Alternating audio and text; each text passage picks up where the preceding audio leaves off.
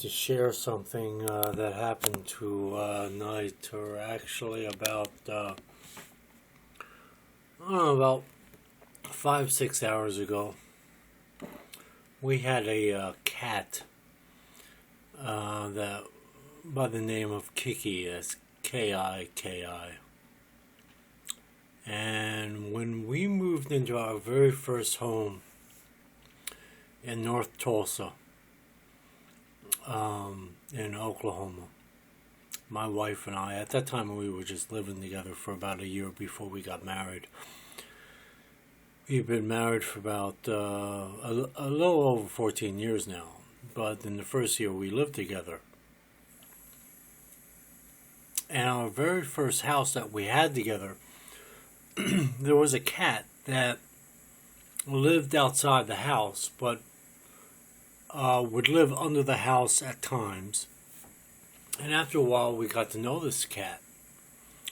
And she probably was maybe a year old or so, about maybe a year or 2 years tops. And we didn't really take her in yet, but she had babies, and she had like 5 or 6 baby, kittens. And after a while, after she had her babies, and we started to take her into the house. So, and that was about, I don't know, we got the house in June of 2000. And it probably was about August or September when we started to take Kiki into the house. And she became our cat. I mean, she was a cat that lived outside of the house, or she lived in the neighborhood for a year or two, however old she was at the time. But in I'd say about August, September, around in that period of time in the year 2000, we took her in. And she became our cat. And she would go outside and then come back inside. And then when we moved in the year of 2007, she came with us. And she'd go outside somewhat, but she mainly was a house cat. And then when we moved again in 2009, she was pretty much a house cat. She stayed in the house all the time.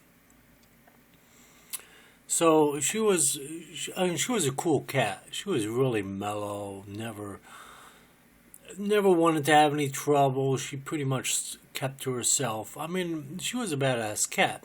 We had like 2-3 other cats. And if those cats fucked with her, she would bat them motherfuckers around. I mean, she would take no shit, don't get me wrong. And we had 3 dogs, and she would stand her fucking ground. I mean, if those dogs fucked with her, they'd lose their fucking eye. I mean, that cat was a badass cat. And as she got older, when she was about 10th, 11th year, I started really to, I mean, all those years that we had her for about 10, 11 years, I didn't really truly respect that cat until she lived in the house all the time.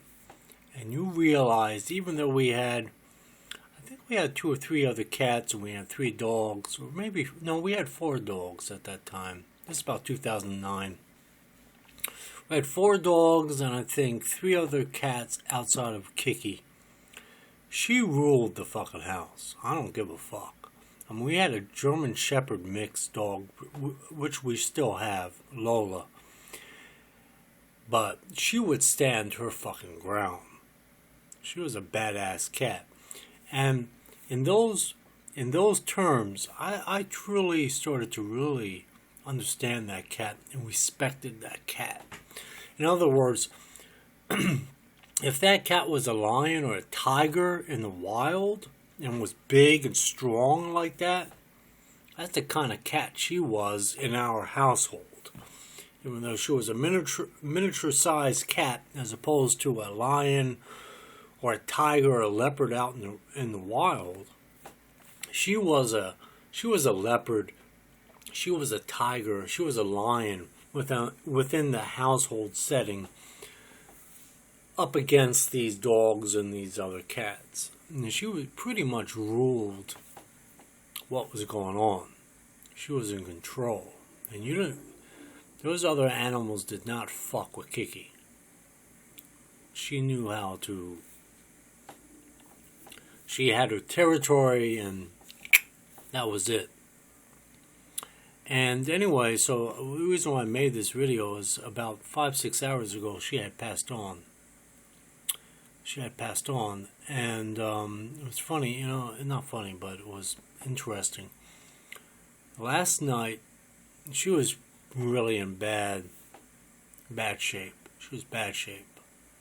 She could hardly walk, and she was losing her balance. And the funny thing is I think it was Monday or Tuesday, she was in the kitchen, and there are steps that go down into the back room that lead into the garage where her kitty litter box is at. And I was watching her. She stopped right at the steps, stood there for a little while, and then out of the blue, she like ran, jumped the steps down onto the floor, and went into the garage to go to the bathroom. I was going to check on her, but I said, nah, she seems to be okay. But she had still that gumption in this. She still had that willpower, and still shot out there like a motherfucker, and went out, jumped, she didn't even go down the steps. She just jumped from the top step. There was like 2-3 steps. There's 2 steps there. So she jumped clear across those steps, right onto the floor, and poof, scooted right into the garage. And I thought, well, she's okay. I realized she was starting to slow up there, but she was okay. And that was Monday or Tuesday. I can't remember if it was Monday or Tuesday. And then Tuesday night, she was in a box in the bedroom. There was a box made for her with a towel. And she'd go into the box. And when she went into the box, you knew that something was really seriously wrong. Because an animal is very interesting. When they're ready to die, they want to be left alone. They want to die in peace. They don't want anything around them. I'm pretty sure every animal is like that. Even a human is like that. Unless you're in a fucking hospital. Unless you're in a hospital with fucking hoses stuck in you, and fucking nurses and doctors and all these other motherfucking assholes that want to make money off of your ass. Unless you're in a setting like that, and I hope that I die in my own bed. That's what I prefer. I don't care how excruciating pain there is. I don't give a fuck how much pain there is. I want to die in my own bed with no medication, and no hoses stuck out of me, and no doctors and nurses or any of those motherfuckers around me. I want to fucking die in my own bed and deal with death my own way when it comes upon me, which will. Maybe sooner than I think, I don't know. Whenever it does. Hopefully I'll live another 20 years, but you fucking never know. But that's the way I like to die. And that's the way Kiki died. She died. She went into the box. In this box, she had a towel. She went deep in the box, and she just laid there. And the last memory that I have of Kiki is she's in this box. She's laying down. I don't know if you can see this on the video, but she has her one arm stretched out, and she's going like this with her arm. She's going like that with her arm, trying to reach out a little bit. She's trying to move a little bit. And I made eye contact with her. And I was looking Kiki dead in the eye. And her and I always had that very communicative way of, as I do with all my animals that I have, or any humans even for that matter, but mainly for the animals. I have that one-on-one with the eyes. And I was looking at her, and I was saying to her, I understand you're going to die soon, and I can't remember exactly what I said, but it was only lasted like a minute or two. But I said to her, I know you quite well. Of course she can't understand a fucking word I'm saying, but still, she understands through the eyes, and she knows that I was with her in that moment there with her, and that I said to her, we all have to die sometime, and that your time is near now, and you'll die, and that'll be it, and you lived a pretty good life, and she lived as a cat. She lived a very good life. She had the best in life for a cat, and I just said that to her eye to eye. I mean, I verbalized it, but she didn't understand a word I said. But of course, right? But so eye to eye, we're looking at each other. And when I looked into her eyes, and I didn't say anything to her at all, and I looked her in the eyes, she knew that she was going to die. She actually was aware that something was terribly wrong, that something is going to happen to her, that she had absolutely no control over. She knew that. This is the point of my video, why I made a video like this. She knew as a cat, as an animal, that her time was near, that it was over, that she couldn't do anything else but just lay there and let death take over. Because as I was looking at her in the eye, it was like as if she was looking at me from a distance, as if, I don't want this to sound poetic or anything, but it was sort of like death itself, literally death itself, was pulling her to itself. In other words, it was taking Kiki and pulling her to death. I don't know if I can explain that better than that, but it was like as if to say, it's time for you to die. Death has come. Death is going to take you away from life. Death is going to take you. I don't know how I can explain that, but it was as if to say, she was looking at me from a distance in a way, and I didn't want to. I was thinking, well, is this my imagination or not? I want to see it for what it is. And what it is that death itself was literally taking her out of life into death. And then when I got up and I walked away, I told my wife, Rebecca, I said to her, she'll be dead within 24 hours. Now, that was last night. That was Tuesday night. And I know that because I used to have rats, domestic rats, that I would have literally die in my hand. They twitch a lot, and then they die. So I would have these really intimate moments with my rats in their last moments of their life. And I knew that was pretty much what Kiki was going through. She was like reaching out with her paw. She wasn't twitching or anything, but she was reaching out. She was trying to reach out, hold on to something of life. But she died, and then less than 24 hours, she's dead. She died, and I went to her. Rebecca was like, "Is she really dead? I'm not really sure if she's dead or not." And I looked real close. I couldn't see the heartbeat, and then I touched her back paw and then her front paw, and it was completely cold, and it was lifeless. And that's how my rats die. When they died, this is years ago. I don't have any rats now, but this is back in this was back in like 2007 or so.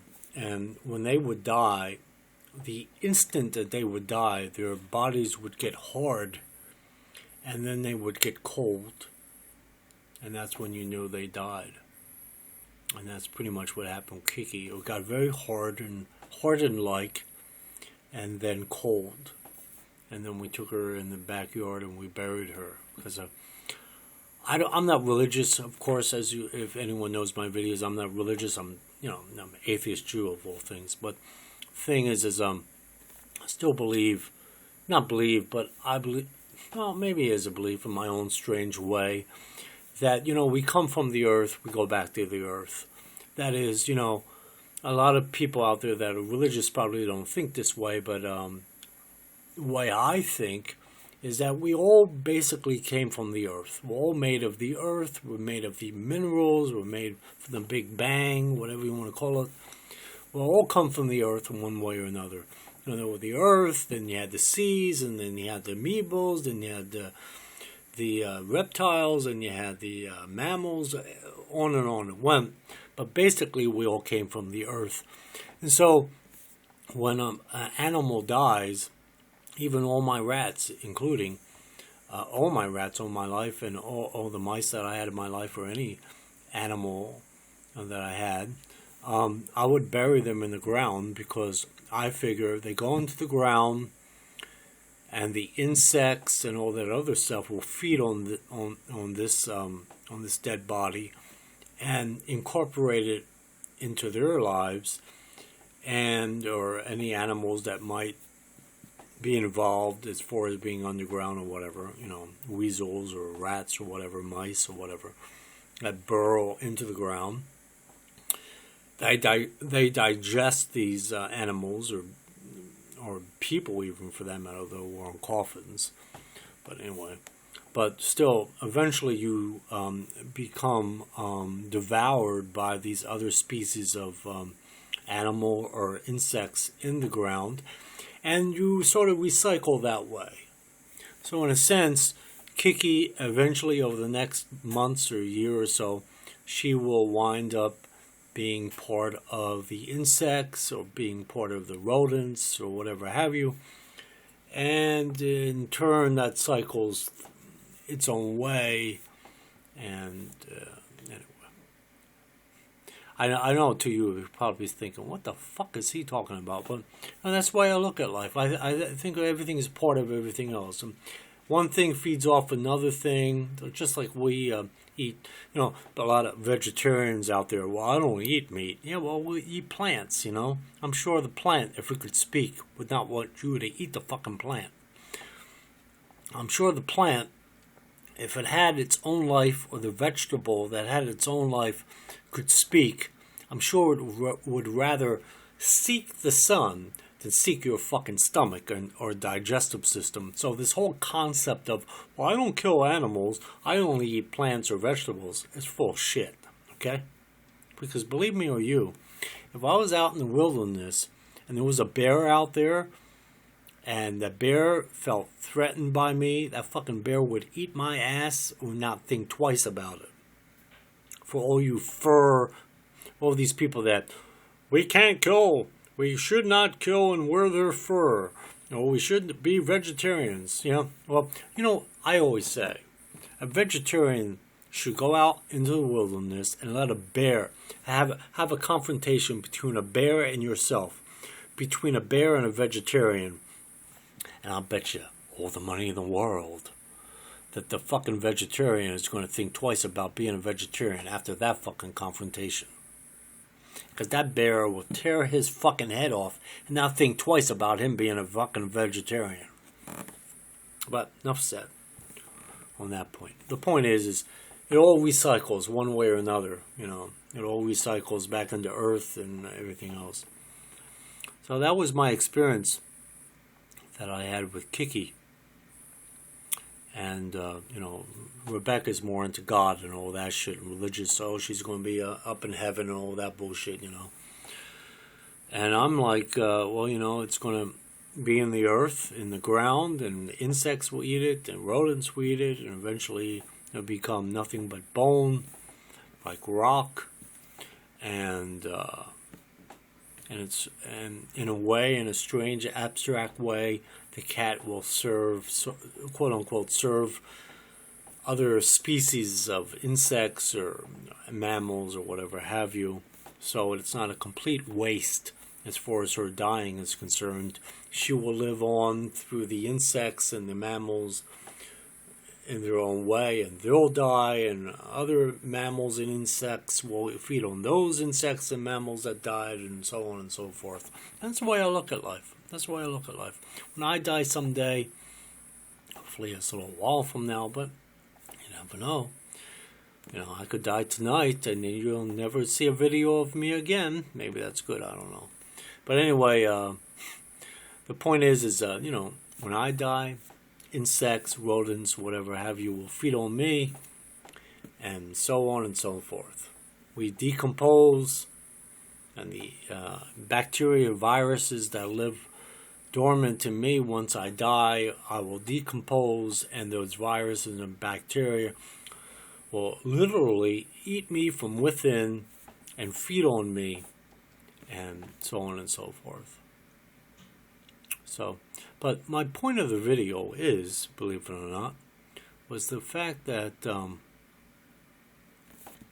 Kiki knew that she was going to die. So animals have a good sense. When they're in that dying stage, before they actually die, they know just as much as humans know. So therefore, all animals know, and all humans know, in their own way, in their own quiet way, they know that they're about to die. So for humans to think that we have some kind of edge on the fact that we are these brilliant species of animal, which we are pretty much, we're more of a higher intelligence, of course, from the other animals, for the most part, that is. Nevertheless, humans know that, like, if I'm going to die or anyone's going to die in the future, pretty much you're going to be dead soon, very soon. And animals know that too. Animals know that too. They know that they're going to die. I could see it in Kiki's eyes that she knew that something was terribly wrong and that she was leaving. In other words, death itself was taking her. Well, not like death was like a living thing or anything, don't get me wrong. But death in an abstract way was actually taking her to itself. It's very abstract, and some people may get it, some people may not. But death itself was actually taking her life, the little bit of life that she had, it was taking that to itself. And that cat, Kiki, I mean, she knew that she was going to die. She knew it. And you might say, yeah, that's your imagination. You're full of shit. Well, she knew something was wrong. And she knew something was pretty dire. And she knew that that it was going to be over soon. She knew that. So for humans to think that we only understand death or we acknowledge death and all that is full shit. Animals know that too. They have they have that inherent instinct as well. Just like humans, animals have that too. Anyway, this was, I guess in a sense, dedicated to Kiki. She's a great cat, and if you think about it, she's a much smaller domesticated cat, but she's no different really than a lion or a leopard or a tiger out there. She's just much smaller and much more domesticated, of course. But if that cat was against a mouse, is no different than a tiger against an alligator. It's all relative. It's all relative, baby. It's all relative. All relative. So this was for you, Kiki. I love you. I loved you a lot. Always love you, Kiki.